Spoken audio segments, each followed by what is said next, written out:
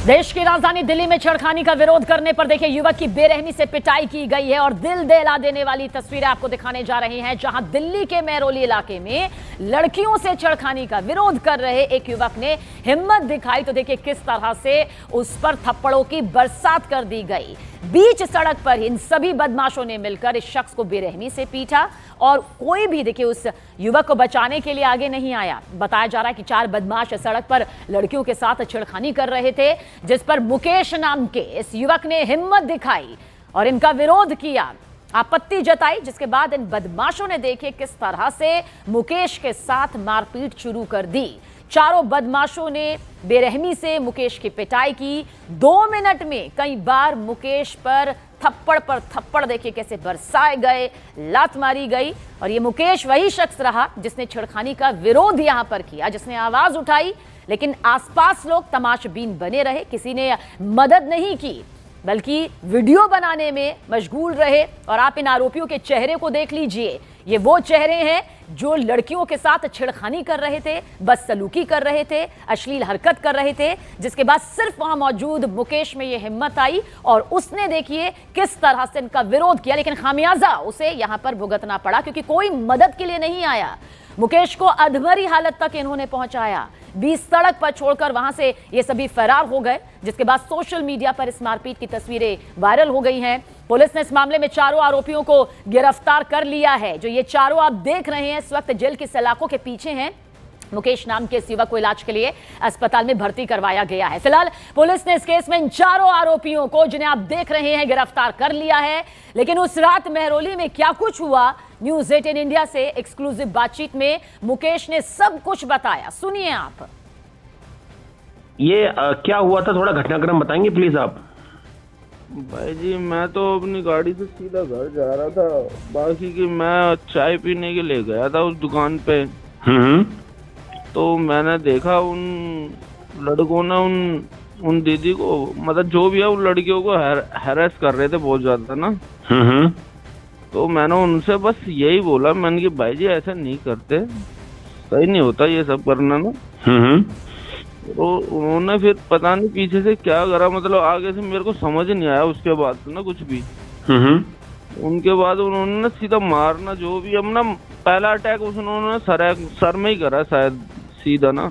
तो उसके बाद मेरे शरीर का मेरे को बैलेंस रहा ही नहीं ना, मतलब कुछ भी याद रहा नहीं उन्होंने क्या करा। ओके। फिर आपको अस्पताल किसने पहुंचाया? ये भी मुझे कुछ नहीं पता जी। अच्छा, आपको नहीं पता था अस्पताल कैसे पहुंचे आप?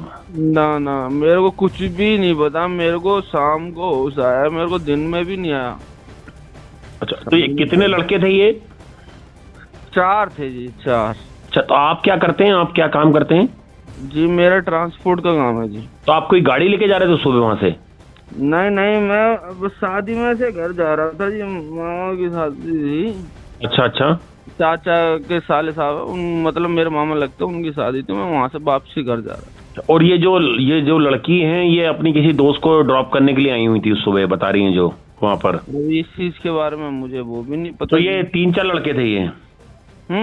ये नशा करा हुए थे शायद। अब इस चीज के बारे में अच्छा, तो इन्होंने आपको क्या कोई लाठी डंडों से मारा, कैसे मारा है? तो इसमें दिख रहा है वीडियो में वैसे मारपीट होते हुए आपको। मुझे नहीं पता जी, मेरे को अब कुछ भी नहीं पता मेरे को कैसा मारा कैसा नहीं मारा। मैंने वीडियो कुछ भी नहीं देखा, ना दिखाई मेरे घर वालों ने अभी तक। अच्छा, और आपकी मदद के लिए और कोई, मतलब जैसे ये लड़कियां आगे आई थी, कोई और आगे आया था उस समय? पता नहीं जी, मेरे को इसके बारे में कुछ भी नॉलेज नहीं। और मेहरौली में देखिए जिस लड़की के साथ ये छेड़खानी हुई, उसके बाद मारपीट का ये दिल दहला देने वाला मामला सामने आया। न्यूज़ 18 इंडिया ने उस लड़की से भी बात की। लड़की ने बताया कि वहां कई लोग मौजूद थे, लेकिन किसी ने उस लड़के को बचाने की कोशिश तक नहीं की। मैम, ये आपके साथ क्या घटना हुई थी मेहरौली में, ये जो जिसके चलते एक शख्स को बहुत बुरी तरह से मारा पीटा गया, वीडियो भी सामने आया है, आपको कोई कमेंट्स पास कर रहा था, उसने मदद करने की कोशिश की, क्या सच्चाई है? नहीं, मतलब मदद तो नहीं, मतलब पर वो हम लोग वहाँ पे खड़े हुए थे, सुबह का टाइम था। तो वो उन लोगों को कुछ शायद गलत फहमी हुई थी या पता नहीं क्या हुआ था, पर वो लड़के जो थे हम लोगों पे कमेंट कर रहे थे। ठीक है, तो वहाँ पे बीच में एक भैया थे, वो आए थे, तो उन्होंने शायद कुछ बोल दिया था बीच में। ठीक है, तो उन लड़कों ने उनको मिलके बहुत ज्यादा मारा था, बहुत गंदी तरह मारा था, और वहाँ पे काफी सारे लोग थे, पर किसी के अंदर इतनी हिम्मत नहीं थी कि कोई उनको बचा ले या कुछ कर ले। अब हम लड़कियां हैं तो हम लड़कियां इतना नहीं कर सकते ना, बचा नहीं सकते बीच में। तो हम लोगों ने बस इतना, मैंने इतनी हिम्मत करी कि हम लोगों ने कि वीडियो रिकॉर्ड कर लिया, जिसमें उन लोगों के पूरे पूरे चेहरे आए और सब सामने आया, एविडेंस था हमारे पास। ठीक है, उसके बाद जब वो भैया वो लोग चले गए वहां से मारने के बाद, तो वो भैया रोड पर पड़े हुए थे, इतना ब्लड आ रहा था, कोई नहीं था उनको बचाने के लिए, कोई उनको हाथ तक नहीं लगा रहा था जब वो भैया थे। हम लोगों ने ही हिम्मत करके उनकी कंप्लेन करी, उनको पुलिस बुलाया, वो लेकर गए, उनको हॉस्पिटल गए, उनकी टेक केयर में, मतलब हम लोग फिर वहां से भैया गए थे एक, तब हमारी उनसे बात हुई है, तब जाके वो थोड़ा हम लोगों को लगा कि हाँ वो ठीक होंगे। वहाँ पे मतलब बहुत सारे लोग थे, लेकिन कोई भी सामने नहीं आ रहा था, सिर्फ इस डर की वजह से कि पुलिस केस हो जाएगा, हम फंस जाएंगे, पर ऐसा नहीं होता है। और कल लोकसभा में विपक्षी सांसदों के हंगामे के चलते देखिए पीएम मोदी का भाषण यहां पर टालना पड़ा, जिसके बाद आज राज्यसभा में पीएम मोदी राष्ट्रपति के अभिभाषण पर बोल सकते हैं। हालांकि आज राज्यसभा में भी हंगामे के पूरे पूरे आसार हैं। कल लोकसभा में जो हुआ उसे लेकर बीजेपी हमलावर है। वैसे बता दें कि शाम 5 बजे प्रधानमंत्री नरेंद्र मोदी राष्ट्रपति के अभिभाषण पर धन्यवाद प्रस्ताव पर जवाब देने वाले थे, लेकिन विपक्ष की महिला सांसदों ने हंगामा कर दिया। शाम 5 बजे जब सदन की कार्यवाही शुरू हुई कल, तब विपक्ष की महिला सांसदों ने सत्ता पक्ष के सांसदों की कुर्सियां घेर ली। विपक्ष की महिला सांसद पीएम मोदी की सीट तक पहुंच गई। दरअसल महिला सांसदों का विरोध विपक्ष के 8 सांसदों के निलंबन को लेकर था, जिसे लेकर सदन में जोरदार हंगामा हुआ और इस हंगामे के चलते सदन की कार्यवाही सुबह 11 बजे तक के लिए स्थगित कर दी गई। हालांकि इसके बाद भी हंगामा जारी रहा। सदन स्थगित होने के बाद विपक्ष के कई सांसद बीजेपी के सांसद निशिकांत दुबे की तरफ बढ़ रहे थे, जिस पर केंद्रीय मंत्री अश्विनी वैष्णव और केंद्रीय मंत्री अर्जुन राम मेघवाल ने विपक्ष के सांसदों को रोका। हालांकि काफी देर तक सदन में गहमा गहमी की स्थिति बनी रही। और वहीं विपक्ष के इस रवैये को लेकर बीजेपी ने कड़ा रुख अख्तियार कर लिया है। सांसद मनोज तिवारी ने कहा कि क्या ये पीएम मोदी पर हमला करना चाहते थे। वहीं बीजेपी सांसद जगदंबिका पाल ने कहा कि यह हंगामा नहीं, हिंसा का प्रयास था। प्रधानमंत्री जी के चेयर तक महिलाओं को आगे रख के आने का क्या उद्देश्य हो सकता है? आप देश में मिल रही हार से इतने बौखलाए हुए हैं कि क्या आप प्रधानमंत्री जी पर हमला करना चाहते हैं? आप उस समय उपस्थित थे, आपको क्या पूरा माहौल कैसा था? अरे ये लोग बहुत गुस्से में ये हमला करने की नीयत से आए थे। विरोध की बात नहीं है। शायद मुझे लगता है कि इस पार्लियामेंट्री डेमोक्रेसी में जो आज घटना हुई है दुर्भाग्यपूर्ण, ये अभूतपूर्व है। और भारत का लोकतंत्र, जिसको हम कहते थे कि हमारी पार्लियामेंट्री डेमोक्रेसी इतनी स्ट्रांग है, पूरी दुनिया हमारी तरफ देख रही है। और आज जो विपक्ष में और जिस तरह से इशारा प्रियंका ने, राहुल ने पूरा कोऑर्डिनेट करके लोगों को भेजा हिंसा करने के लिए, तो वो तो निश्चित तौर से मारपीट पे आमादा थे, फैसिज्म पे आमादा थे। और निश्चित तौर से आज मन बहुत आहत है और देश की जनता भी इस बात पे दुखी होगी कि ये सदन चर्चा के लिए है, ये डिबेट, डिस्कशन, डिसीजंस के लिए है, न कि गुंडागर्दी के लिए, न कि हिंसा के लिए। आज वो सारी मर्यादाएं टूट गई हैं। और देखिए कल लोकसभा में जो हुआ उस पर केंद्रीय मंत्री अर्जुन राम मेघवाल और गिरिराज सिंह ने भी विपक्ष को जमकर घेरा। अर्जुन राम मेघवाल ने इसे दुर्व्यवहार की पराकाष्ठा बताया है।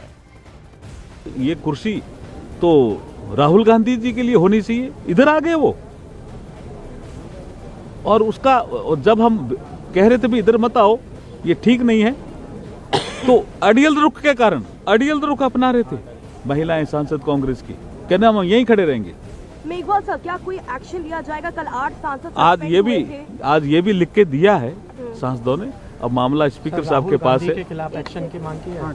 आज ये जो आज आचरण हुआ है महिला सांसदों का, ये लिख के दिया है सांसदों ने और मामला स्पीकर के पास है। ये दुर्भाग्य है, संसदीय इतिहास में पक्ष और विपक्ष होते रहा है और ट्रेजरी बैंक का केवल दायित्व नहीं होता सदन को चलाना। पहली बार देश में राष्ट्रपति के अभिभाषण पर इस तरह का हंगामा करे, ये तो अबोध बालक की तरह कर रहे हैं। हंगामा। आज तो लगा कि ट्रेजरी बेंच के तरफ चल दिए सब लोग। तो देखिए, एक तरफ विपक्ष के रवैये पर बीजेपी ने कड़ा विरोध जाहिर किया है, तो दूसरी तरफ प्रियंका गांधी ने सत्ता पक्ष पर विपक्ष के सवालों के जवाब न देने का आरोप लगाया। डर गए, आने से डर गए सदन में, और उनके रेल मंत्री और निशिकांत जी तो बुलेट ट्रेन की तरह भागे लड़कियों को। प्रधानमंत्री आए नहीं, बोल पाएंगे क्या? सुनना तो पड़ेगा। ऐसा नहीं हो सकता है कि आप लोकतंत्र को डंडे से आंकने का काम करेंगे, आप कोई अपशब्दों का इस्तेमाल करेंगे, ये नहीं होगा। जो शब्दों का इस्तेमाल उन्होंने किया है वो सब सुना है, वो पूरे देश ने सुन लिया होगा जिन शब्दों का वो इस्तेमाल कर रहे थे। ये जिम्मेदारी सरकार की है। आपने पूरा का पूरा सरेंडर कर दिया और यहाँ हमारे ऊपर दादागिरी दिखा रहे हैं। अपने देश वालों पर दादागिरी दिखाएंगे आप। और देखिए, जिस किताब को लेकर ये पूरा हंगामा हो रहा है, वो किताब राहुल गांधी ने मीडिया के सामने दिखाई, जिसके बाद कई सवाल यहां पर खड़े हो रहे हैं। और सबसे बड़ा सवाल यह है कि जब ये बुक पब्लिश नहीं हुई तो राहुल के पास कहां से आई? क्या इस पर राहुल गांधी के खिलाफ सरकार कोई कार्रवाई करेगी? क्योंकि गृह मंत्री और रक्षा मंत्री ने सदन में ऑन रिकॉर्ड बताया कि ये बुक अभी तक पब्लिश ही नहीं हुई। सूत्रों के मुताबिक एमओडी में ये पुस्तक अप्रूवल के लिए गई हुई है, लेकिन अभी तक अप्रूवल जो है वो नहीं मिला। हालांकि इस किताब के जवाब पे बीजेपी सांसद निशिकांत दुबे ने भी किताब दिखाई और नेहरू गांधी परिवार पर तीखा हमला बोला। सदन को उस किताब के बारे में, उन किताबों के बारे में बताना चाहता हूं जो नेहरू परिवार, कांग्रेस परिवार के गद्दारी, मक्कारी, भ्रष्टाचार और अय्यासी से भरा पड़ा। एडवीना एंड नेहरू, भारत जो स्वतंत्र हुआ तो किस तरह से पाकिस्तान का बंटवारा हुआ और किस तरह से भारत के पहले प्रधानमंत्री अय्यासी कर रहे थे,